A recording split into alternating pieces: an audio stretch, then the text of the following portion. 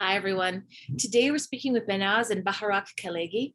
They are two multidisciplinary artists and collaborators who were born in Iran and now live in the Bay Area. Through an array of media, they seek alternative ways of making feminist art in a Swana context, usually paying attention to the potentials of humor and pleasure, while simultaneously embracing the aesthetics of disgust and pushing against taste to develop new categories for beauty. What is pleasurable and libidinous for women, as defined by women, and offensive to male taste and its ownership. BSisters, hello and welcome. Hi.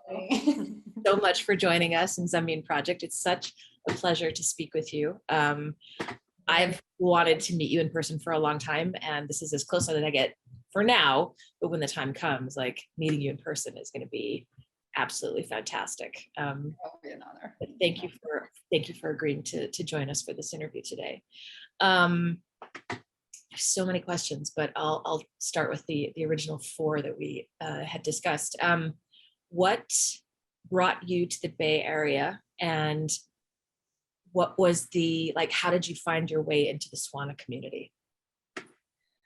What brought us to the Bay Area was pretty much by chance, I guess. I mean, you applied before me. Yeah, I applied for my MFA in San Jose State University. Why did you apply there? I just was looking for, schools in California, mostly in California. Yeah.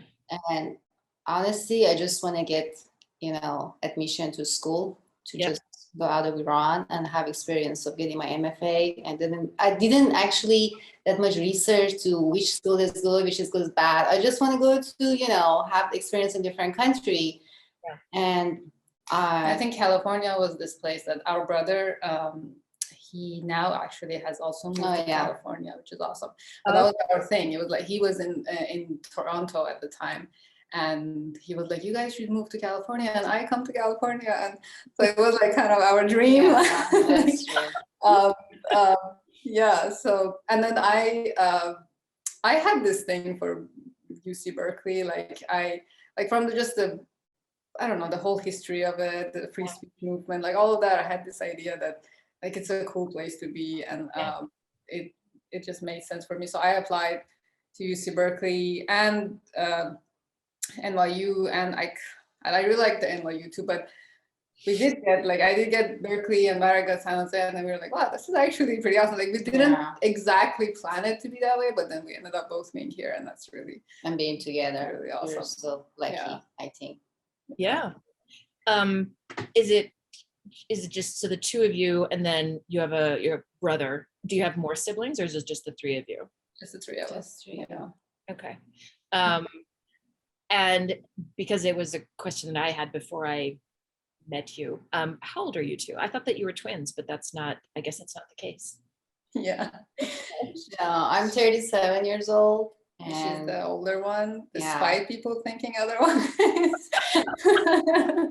And I'm 33. Yeah, I'm 4 years younger. And it's been a great age difference. It's so we're so close. Maybe that's what people think we're twins, because we're so close to each other. Yeah, we're constantly. Well, it is. I mean, and you're just looking, familiarizing myself with your creative practices. It's I've never seen anything like it. You identify yourself respectively as individual artists, but you also identify as a collaborative team. So it makes sense that people might think that you're bonded in all possible ways, including being born at the same, maybe that you were twins. But it's a fascinating, just the way that you approach this work, how you identify individually as artists and how you identify as a collective. And so I guess maybe one of my first questions would be how do you decide where your respective art practices begin and end, and where the collective practice starts? How does that work for you two? I guess I don't know. Initially, we didn't used to work together. We had a video art. Here and there we worked together, and then I guess at some point we came into conclusion that this is actually working pretty well. Maybe we should work together more, like have this identity of like a collective, Yeah. as you said. But I don't know. I think the really cool thing is that at the same time that we're have a lot of similar thoughts and ideas, and we're like constantly, we live together, so we're constantly talking to each other. Even when we're not in the same place and talking to each other, we're constantly texting. Like, it's nonstop. Like, I go to work and Baharak is like, "What you doing? What's going on today?" And she does the same. Like, it's like a nonstop. And so there's a lot of things that actually we formed together. So we were like doing our like separate works, and then we're like, we actually forming this together. Like, this is not just my work or just your work, because we're totally doing it together. So we should do those together. But then there are also these different ones, like these other things that are like, it's like totally Baharak and just her, or this other thing is just me. And so like at the same time we have a lot of differences too. It's like sometimes we're really amused by it ourselves. So yeah, like what you do is like, like my project, most of my project I did in my MFA, when I'm actually studying my MFA, most of my project I was doing, it was just me, like focusing mostly on female bodies, sculptures, which Behnaz still helped me a lot in the ideas, but at the same time, it was mostly me, and I still, continue that, that ideas to my self-portraits that I'm doing now. Yeah. So, but at the same time, we were making, other projects together, like video art and installations. And just because our ideas were so similar to each other, we're like, why we don't have it as a BSisters instead of Behnaz or Baharak? So I guess with every new project, we're like, we sit and talk, and if it's like something that we're actually forming it together, then it becomes like a collaborative work. Otherwise, it's like one person's work, I guess. Absolutely. It's a fascinating process that I would gladly ask you so many questions, but we'll try to stick to the time that you've very generously allotted for this, rather than go for hours and hours. So your bio, your creative statement, beautifully lays out the sort of the motivations, the things that you're interested in. So humor and pleasure and disgust, like how do these all, where did the interest in these motivators come from, and like how do they manifest in your work? I guess so with humor and pleasure, I think that's like one of the main prominent and recurring themes, and it came into like being from the very beginning of my work and your work too, I guess. But it was I had this feeling that with most of the Swana art that we see, especially the ones that are more prominent and more famous, and like there's this whole thing about them being very mournful, very sad, gloomy, a little bit of victimization, I feel like. Of course they're victims, but like there's this feeling that this is not really helping, like this is not empowering enough. And I guess like it's also the way that the West or the imperial powers want to see us and perceive us. So I was like, we should think about some other way of like making art in this context. And then and it's funny, initially, like when I came to US at first, I had this experience at school where I was doing these like experimental and like kind of like just really exploring and doing something totally different from what I had done before. And it was already had those things in it, but people were like everybody at school and stuff were like, we don't know what you're doing. Like, this is kind of weird. Like, I don't get this. And it's funny, my first MFA show, I had this piece that actually turned out very well, but like in the critiques and stuff, it wasn't complete yet. And it was also very experimental. So I didn't get that much good feedback. But then, so in the show, I was like, okay, I have to do something else too. So in like very short time, I had that piece, which was a like video installation, projection mapping, all that stuff. But I also very quickly made another piece, another video piece. which But that's the beginning of our that was, we collaboration. did it together, yeah. And that one was, I think it had all those familiar elements of Swana art. It was like that people could recognize, oh yeah, I understand this. And it was actually, the whole critique of that kind of art started from there. But it wasn't that like playful and pleasureful and funny critique. It was like very, in terms of the visual elements and stuff, it was pretty familiar. And then people were like, oh yeah, do this more. Like, this is good. And then I felt like you like that work, and it's funny. It received a lot of recognition. Yeah. I showed it in We showed at the Art Museum and Berkeley Art Museum. Yeah. More what's it called? Pacific Film Archive. They had it. Yeah. But I didn't feel like this is like, it felt formulaic to me. It didn't have that elements of wonder or like unknown and all those things that. Yeah.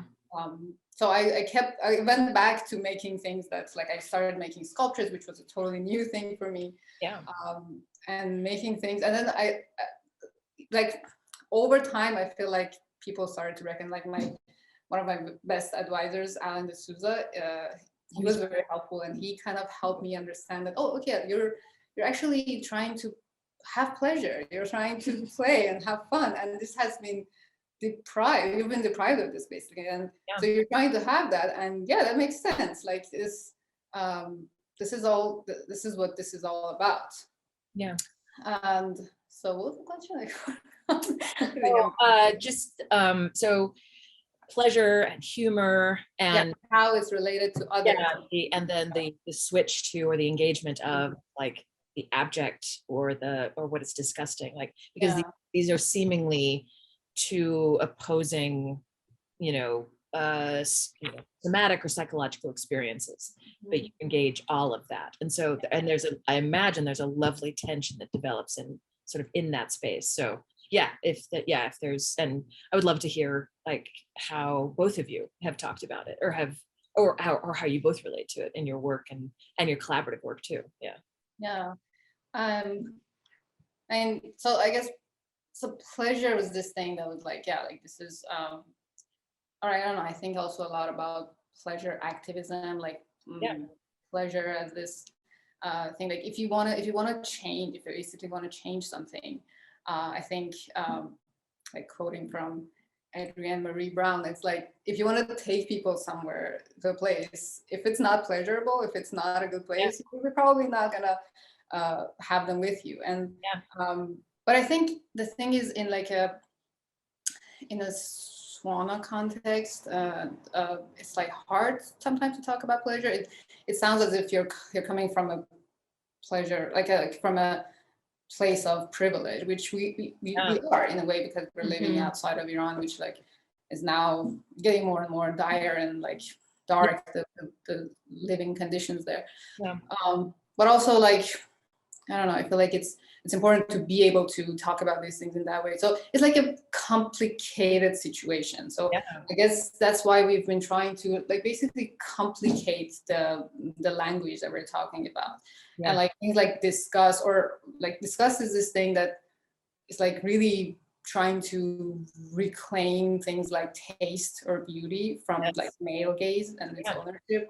Or horror is this thing that I guess through that we're trying, which is more of a newer, more recent theme that we have in our work, which is to try to use that language to talk about all the systems that, like our ways of life and our ways of production and consumption that are pretty horrifying, but like totally normalized, but they're actually horrifying.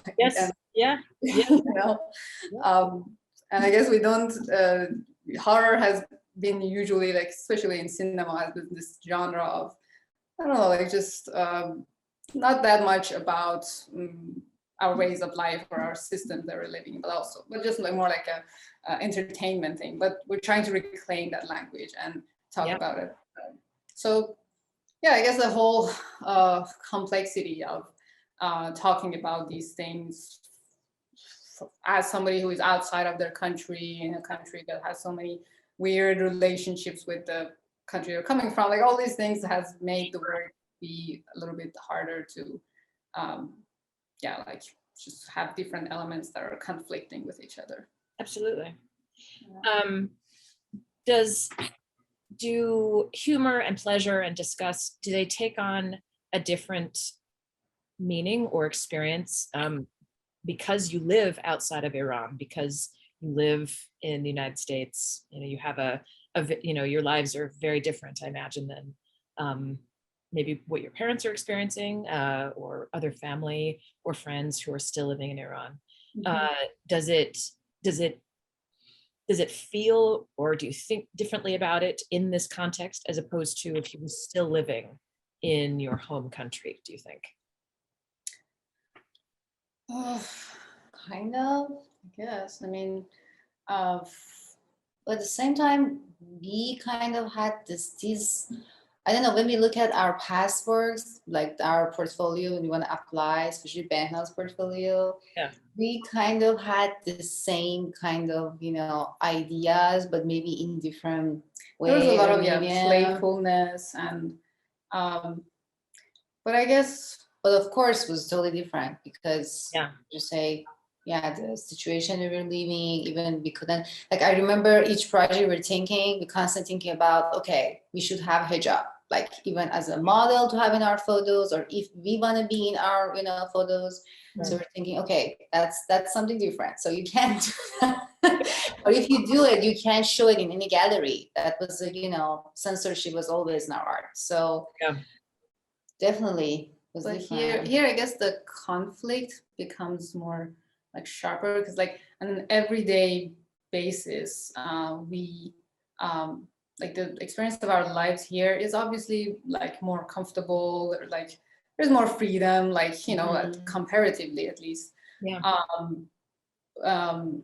But then, like, just like last night we were talking to our parents and we ended up crying because like it was like they were talking about all like different relatives and what things that they're going through, and my parents are both like really they're just like very sensitive about like how other people, like that has been, and we have like they have given that to us too, like how other people are living. They're always like, we're kind of okay, but like I don't know how other people are managing this situation. Like the economical situation is like very like becoming crazy, and so it's like we're like this, like constant pull and push, and like this is this really sad situation, and then there's this place that we're living, or like I don't know, they're just thinking about pandemic and how we are experiencing pandemic.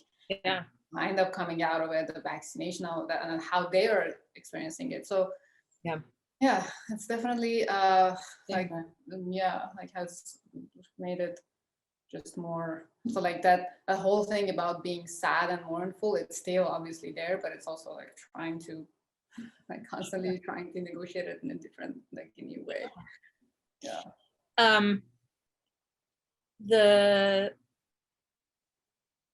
I wouldn't say the primary force of the work or the function, but the way that it reclaims joy, perhaps in a, not exclusively, but with the aspect of like libido and sexual joy, and that experience for women. Is that something that, like, how has that element of your work been received by like male men in the audience, or men that may have been your advisors or teachers or other students, peer artists? Like, how has that been something that you are striving to reclaim for yourselves? How has that part of your work been received or commented on by men that you know? I think that you can't say that there's a big difference. Like most female-bodied people or women, like woman identifying people, enjoy it. They get the fun of it, and then the pleasure of it. Like especially with something like disgust, it's like, oh like I get that, But with men, they're like, ew. Like, It's like, yeah, that totally happens. Like they don't get it the same way that women get it. Like Yeah. for them, it's like, yeah, I get this kind of feel like experience of body, or like this kind of relationship with body. Yeah. Right. Yeah, I guess so. Yeah. Wow. Even, like, also even like with your photos, there's a lot. Oh, my photo is totally different. My photo is There's a lot of questions from men, like, why do you do this? Or like, Yeah. why does it have to be Why? like, this is not beautiful? Like, what are you, like, a lot of times there are these, like, this is not beautiful. Like, isn't art supposed to be beautiful? Or Yes. yeah. Yeah. It has to be beautiful. Yes. That's fascinating. Yeah, when that happens, it's like, yeah, we're like, yeah, we're successful in doing what we're trying to do. Yeah, absolutely. Oh my God, absolutely. Yeah, I could talk with the two of you just about all of the, like, just the rich veins of topics, topics and ideas and information that, come up in your work. And I hope to do that in person someday, or perhaps for another, hour-long interview. But since we're thinking about Zamin project, and we're thinking about Swana community, one of the questions has to do with resources. And each of the artists, I've spoken with so far, have come back with some really thoughtful replies, which I'm sure both of you will too. But when you think of resources in relation to the Swana community, like, what comes to mind for you? So resources, I should say, you mean the ties we have, right? Yeah, like there have been like a lot of people that we got to know since the first day that you got to know a lot. So yeah, we said at the beginning, the main thing is actually both of us were living here as a family, and our brother actually, that we're so lucky that he moved from Canada here and he's living so close to us. Yeah. And another thing, I was so privileged and lucky to meet Persis Karim, Dr. Persis Karim. She's director of Diaspora. It's at Essex State. Yeah. Yeah. Yep. So I met her. Through her, I know actually lots of other Iranian artists, Iranian people. It was really big, she was a big, huge resource for both of us. Yeah, she was other like the people. connected us to a lot of other people. And then, we got to know a bunch of other artists, especially of our same age, and also immigrants. And then, one really great event was the international conference. And the exhibition that Taraneh Amami and Kevin Chen curated. And actually through that we got to know Shaghail, but I knew Shaghail before that, but like not really getting close that much. And then after that show we became closer and became friends. And then Shaghail curated the whole series of her, her event and shows of her mural in honor of. Then actually we know other more Iranian, community and artists through her. Actually found really good friendships. Yeah, Shaghail herself and like Mobina and like and Maragon, and then we kind of built like more lasting and more like intimate relationships through that event, which was really good. I mean, I think any event or program that's kind of collected different people, like it was like a thing that we, had this opportunity to know more people. And but I guess like they were all, pretty much all of them, just in the Iranian like community, but not like a bigger Swana community, which I think would be really, really awesome to have more like access to. Like a bigger community of all these different, people that we do share a lot of similarities and also are very different, so we can learn a lot from each other. Which that's why actually we started, one of them that you forgot to say is Project 13 that we started during the pandemic. Shaghail, Behnaz, Mubina Nouri, and actually Maragan Pezeshki. Then actually we kind of we're gonna keep back to we're gonna go back to, but it was also out of this desire to like build a community of like, you know, more emerging artists or like our peers, and also those who are also in Iran who don't have access to a lot of resources, can't show their work outside of Iran that much. Yeah. And their work is really, really amazing. We're like always so stunned by the quality of their work, and we're like, oh no, this is so sad that they don't get to share their work with like a bigger international audience. So so I guess we have good resources. It was like I think it's been like, I guess anything that was around us in Bay Area, we kind of had access to it. Like we were lucky to know a lot of people that made connections and networks and stuff. Like Shao herself was really awesome. And that the exhibition that Kevin Chen and Taraneh produced was extraordinary, and I don't think I've ever seen as many Swana community members in one space at one time, and it feels like forever ago at this point.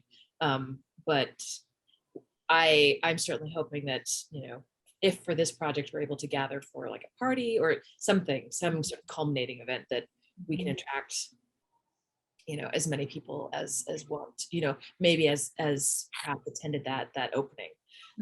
But it would be such a glorious event to see everyone gathered in such a, you know, gathered in a similar way, and coming out of, well, roughly speaking, coming out of quarantine and COVID, like it will be just such an opportunity, just such a great opportunity to see everyone all in the same place. Thank you so much, both of you. I have one last question. What are you two thinking about, either collectively as the creative duo that you are, or just separately? Like, what's been on your minds lately? I've been thinking about, I think there are so many things, but I think one of the major things that I think about is future and future generations and their lives. I think it's really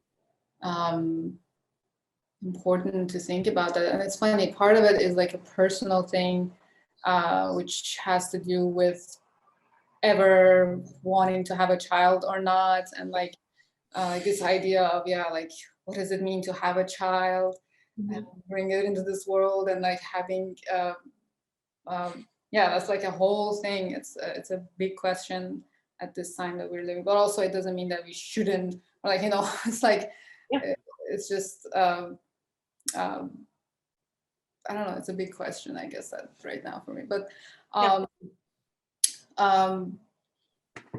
also what does it mean that this to think about this future as something that is inside us? Like it's probably not totally determined, and it's happening right now with our collective actions. And then what role does art play in here? Like how can art, you know, not just like a very socially committed art, but like any kind of art, how can art basically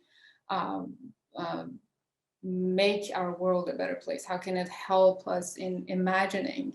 Because I think it all starts with imagination. If we can't imagine something out of what we have, then probably are doomed. But like if we can imagine through art, maybe then we have some chance, maybe. So that's I think that's what I've gotten, because like I really think about how we're like in this very specific moment of history, which is really like fraught with crisis. I feel like it's going to be more, that's how I see it. I feel it very darkly. So and so I just think about that. And I think about what can I do as an artist to maybe like change the world in a way that I think it's going to be a better world. For me, I should say, I think about the connection of social media and contemporary art a lot, and how kind of, you know, contemporary art is producing, consuming social media. Because I publish my, you know, this is the not just collaborative work, even in our collaborative work too, in our, you know, recently collaborative work, we have this challenge that where should we actually publish our work? Is it better to publish it in social media or no, first in the galleries? And I started publishing actually my self-portraits in my social media, just because as an Iranian, artist, I thought I have a, more audience and variety of audience of Iranian community, especially Iranian community that are living in Iran, and they don't have access, to the, galleries here. If I want to show my works in the gallery here, I thought I have a, bigger audience in my social media, which I have. Yeah. But still, it's a big challenge for me, especially because that kind of work that I'm doing every day is kind of challenge, and also the challenge of social media and censorship and how you have to deal with that. So that's the thing that I always, every day think about it, and it's a huge thing. And also because I guess there has never been in the past, there has never been this whole situation where you as an artist, you have access to a lot of, because you want to show your work, you want to affect people or your audience with your work or whatever, and you have that through social media. And I think artists should be the biggest influencers of our culture. Absolutely. If you think about influencer, but and then so what is this relationship between social? And I guess it's still not murky relationship. Like we don't know how social media is going to affect art eventually. Yeah.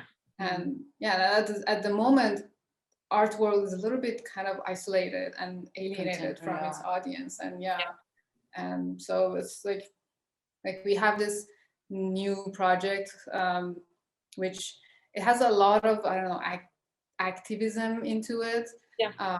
It's called People of John. It's like it's been really awesome. Like we it's all about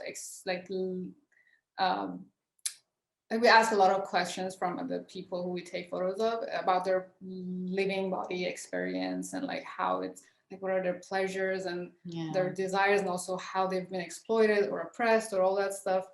And it's been really beautiful in that. And it's interesting, I should say, we're finding these people through dating apps, like literally random people. We find. And then we go and take photos of them, and then we share this very intimate, beautiful moment. Like they're sharing very intimate and personal stuff with us. And the I don't know, the nature of the project is something that we want to have more audience. We want to share it with more people, not just like in a gallery setting, I guess. But then it's like this whole thing, like whether, because there's also a lot of noise on social media, and like you don't have ownership there. You don't have ownership. There's censorship. So like that's the challenge. That's one of the challenges. I'm thinking about it. Fantastic. Mm-hmm. You've given us so much to think about, sort of in this last question. Such thoughtful and evocative question or answers to that question, and just gives me so much more to think about. So again, just thank you for this interview. Thank you for taking the time to talk with us. And thank you. When the time comes, we'll meet in public, and I'm already looking forward to that. So thank you, BSisters, for speaking with Zamin Project today, and to our audiences. Thank you for watching, and we'll see you in the space again the next time. Thank you. Thank you.